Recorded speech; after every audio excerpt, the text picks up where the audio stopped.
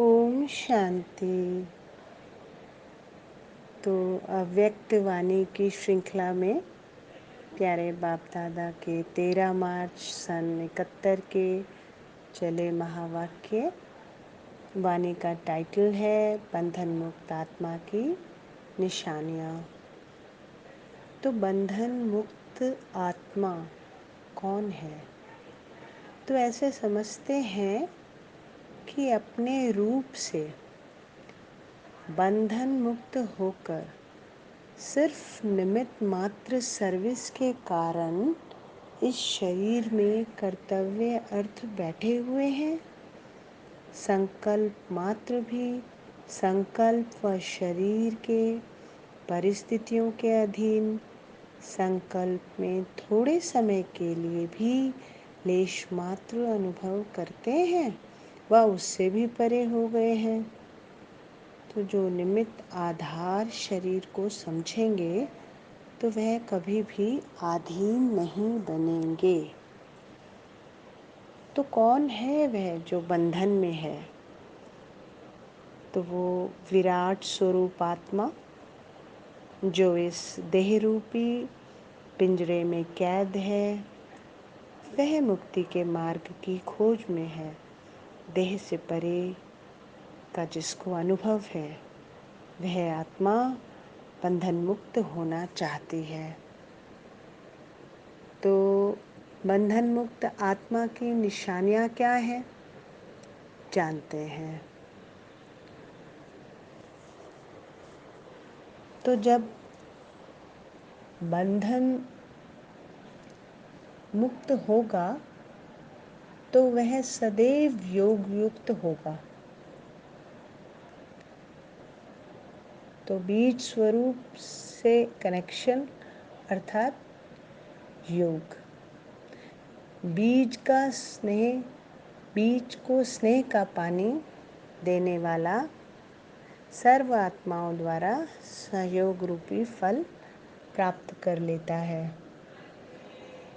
तो ऐसे योगी का मुख्य गुण व लक्षण क्या है? तो जितना योगी उतना सर्व का सहयोगी, और सर्व के सहयोगी का अधिकारी स्वतः ही बन जाता है। तो योगी अर्थात सहयोगी। और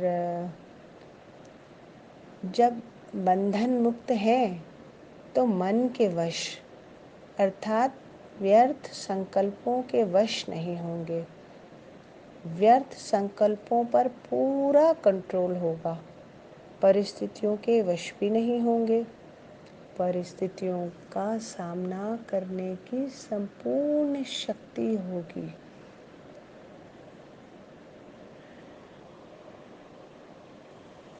तो जितना योगी उतना सर्व का सहयोगी। इसमें योग युक्त होंगे तो बंधन मुक्त भी ज़रूर होंगे। बंधन काटना मुश्किल नहीं होगा। तो ये तो हमने जाना कि आत्मा की बंधन मुक्त अवस्था की निशानी क्या है। अब इस बंधन से मुक्त होने की सफलता का राज जानते हैं। तो ऐसी सफलता के लिए सर्व अधीनता से परे होना बहुत ज़रूरी है। तो दो शब्द इस स्मृति को सहज बनाने के लिए आवश्यक है। पहला साक्षी और दूसरा है साथी। तो एक तो साथी को सदैव साथ रखें और दूसरा साक्षी बनकर हर कर्म करें। तो साथी और साक्षी ये दो शब्द प्रैक्टिस में लाएं तो यह बंधन मुक्त की अवस्था बहुत जल्दी बन सकती है। तो अच्छा, ओम शांति।